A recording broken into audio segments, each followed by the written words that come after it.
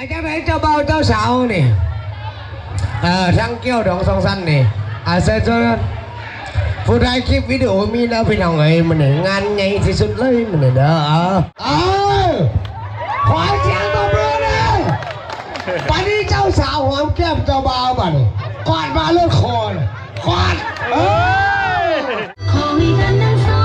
งอย่าแปรปรวนจนทันเกณฑ์ผู้รับไปเงินทองอีก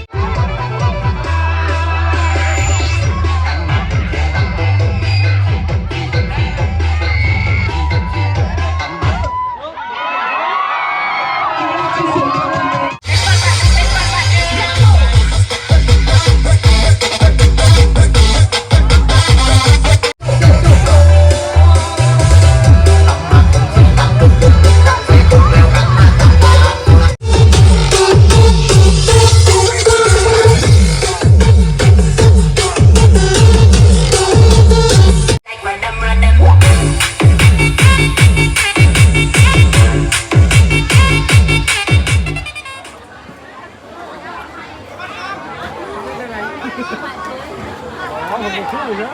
ไม่ได้แบบให้หาไปหาแน่เลยมันยากลงคุณรู้จักกันอ่ะข้อมูลจักเสียยาว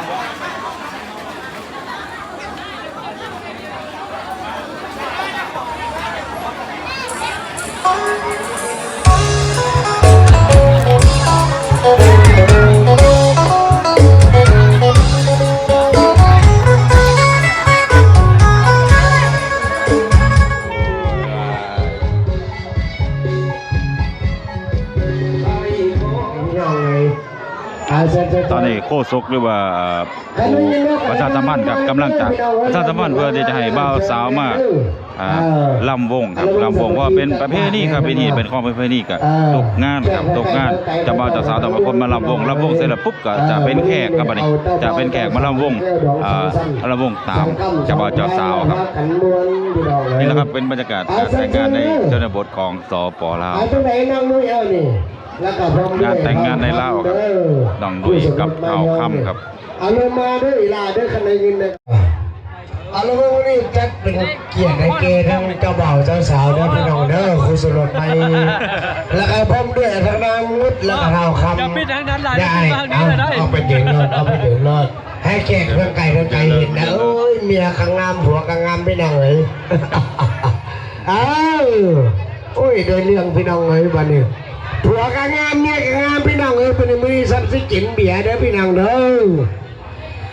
อผมด้วยสภาพตั้งสองกับสองพายเด้อเซนเด้อเกี่ยวดองสองซัมเด้อเดินทางมาจากไกลพี่น้องเอ้ยแต่ไหนเนี่ยไอ้ลำพันเราเนี่ยจัดมาเลยเกี่ยวดองสองซัมเจ้าเนี่ยจังไหนเนาะโอ้ยอาจารย์ไหนเจ้าโดนสงสารนี่มาแล้วบ่เจ้าบ่าวเจ้าสาวมาแล้ว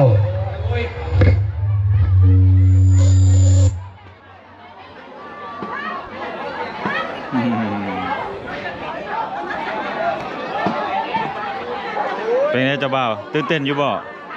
ตื่นเต้นเจ้าสาวดิตื่นเต้นมาแล้วพี่น้องเอ้ยเจ้าบ่าวเจ้าสาวมาแล้วมันนี่เปิดปฐมฤกษ์เด้อพี่น้องเอ้ยเป็นข้อเป็นประเพณีครับคือแบบว่าก่อนจะแต่งงานก็คือต้องแบบว่าลำวงมันนี่ในเขาเจ้าได้สร้างครอบครัวไม่พี่น้องเลยแก้แขกและแขกและไก่ทั้งไก่แก้แขกผู้ใดมามันนี่ก็ขอที่เลข6 ตัวเลยพี่น้องเด้อบ่ได้6 ตัวก็3 ตัวก็เอาพี่น้องเลยอาจารย์เจ้าผ่านทั้งตรงกำสองพายเอานี่เชิญเด้อทั้งใหญ่ลำพันนอผมด้วยทั้งดองเด้ออาจารย์ไหนเจ้าเบาเจ้าสาวนี่ทั้งเกี่ยวดองสองสั้นนี่เสร็จแล้วผู้ใดคลิปวิดีโอมีแล้วพี่น้องเอ้ยมันงานใหญ่ที่สุดเลยมันเด้ออาจารย์ไหนเนี่ยไอ้ลำพันเอานี่เชิญผมด้วยเกี่ยวดองสอง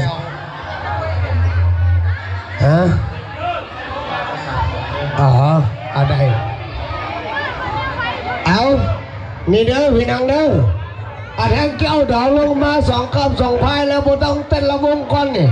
ให้เจ้าบ่าวหอมแก้มเจ้าสาวก่อน แล้วเจ้าสาวหอมแก้มเจ้าบ่าวจะได้เปิดระวงสามัคคีได้พี่น้องเด้อเอาแก้วดองมาก่อนจังไหนเนาะดองเอาเอ้ยเชิญนี่เชิญ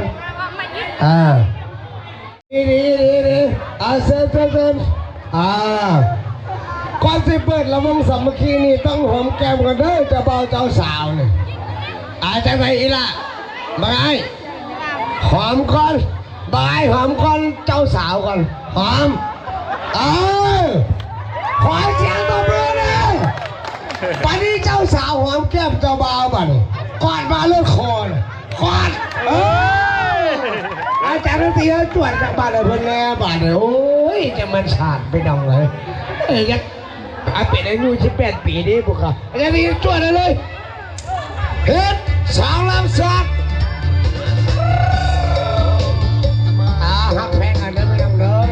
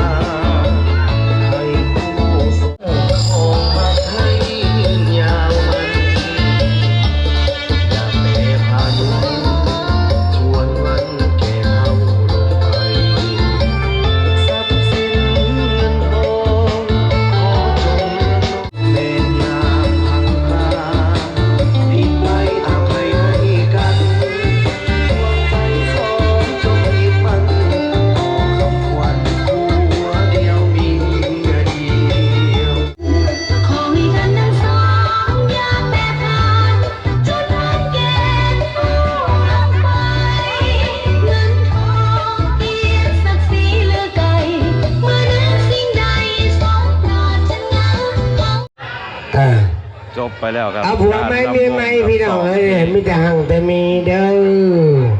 2 เพลง สุด กับ ฟี ของ มัน เจ้า เส บ่าว มอ เจ้า มัน สาว เก่าพี่น้องเอ้ย พี่น้องทั้งเจ้าบ่าวเจ้าสาว คิดยังไงขอได้จังนั้นนะพี่น้องเด้อเอาพร้อมด้วยจบไปแล้วครับ เอาผัวไม่มีไม่พี่น้องเอ้ยมีแต่หังแต่มีเด้อ2 เพลง สุด กับข ฟี องเจ้า มัน บ่าว เส เจ้าม อ สา มั วน เก่าพี่น้องเอ้ย พี่น้องทั้งเจ้าบ่าวเจ้าสาว คิดยังไงขอได้จังนั้นนะพี่น้องเด้อเอาพร้อมด้วยแก้วดอง2 สั่งโอ้ยเด้นางมาหอดแล้วบังข้าวหลามข้าวกำมาหอดแล้วบังข้าวหลามข้าวกำถึงสีดำสีแหล่ได้กินแล้วกินน้ำดำปีกะแสบอยู่ทางไหนดำปีกะแสบอยู่ทางไหนเอาจับเบิ้งรถนั่งเลือกรถเจ้าจับเบิ้งรถนั่งมักบังใดแอวบาดใดเจ้าเอามือสิอยู่พี่บังข้าวหลามขาวอยู่พี่บังข้าวหลามขาวฝนหรือแรงก็ยังขายคือเก่าฝนหรือแรงก็ยังขายคือเก่าแนวว่าเกิดมาสาดีให้บังข้าวหลามหัวอยู่ยามโหลดแม่เต้าเมื่อใส่ผัวไปหาเงินเขาจึงเงินแก้มาเงินคือว่าเขาจึงเงินแก้มาเงินคือว่าจึงอยากได้น้องลาขอน้องแต่งงานการหอมแก้มไปกับบ่สำคัญ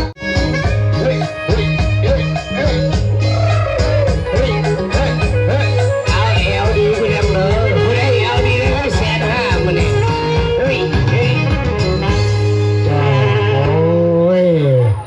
ขอขอบใจเด้อพี่น้องเด้อสามคนบั่นบนไรเด้อ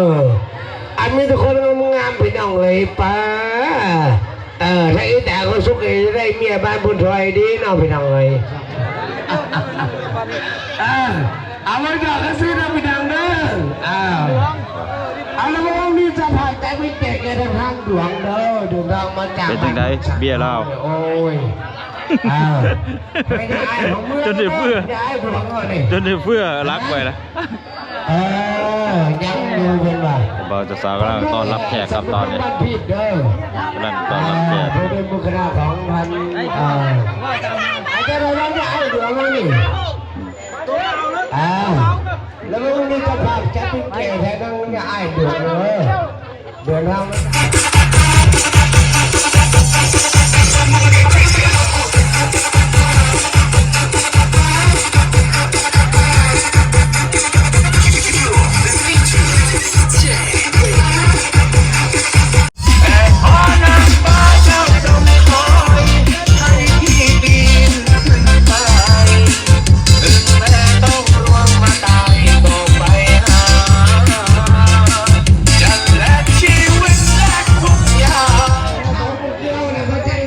ญโฮเซลครับโอ้ยนี่แหละครับบรรยากาศงานแต่งเจ้าซื้อยังเกาะ ซื้อนุ้ย เลย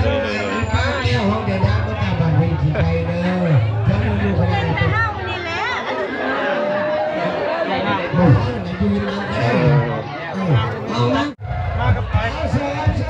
มากับฮิปวะแม่นมากับฮิปแต่ละคนละต้องพัน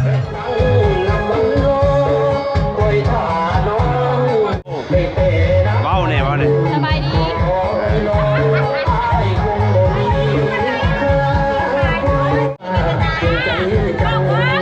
ก็เลิกเกี่ยวกับเรื่องวิถีชีวิตประเพณี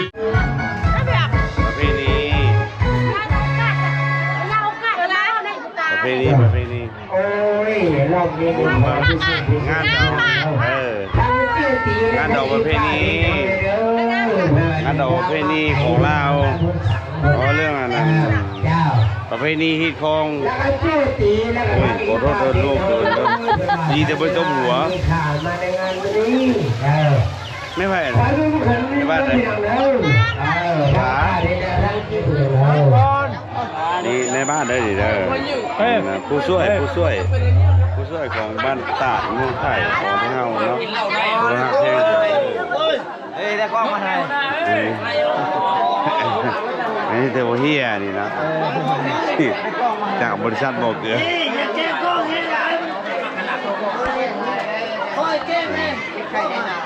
นี่อ่ะนี่เจมาจากบาโก้อ๋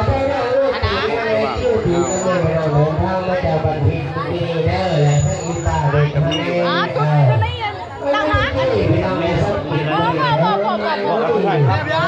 วันนี้ถังเต็มมา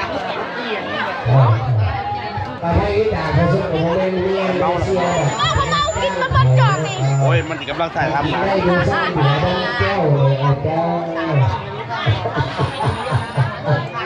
โอ้ยเจ๊ตีมันเป็นงานไม่ผิดหรอก